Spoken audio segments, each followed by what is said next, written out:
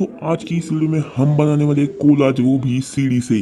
तो चलिए शुरू करते हैं। लेकिन उससे पहले मेरे चैनल को सब्सक्राइब करना मत भूलिएगा।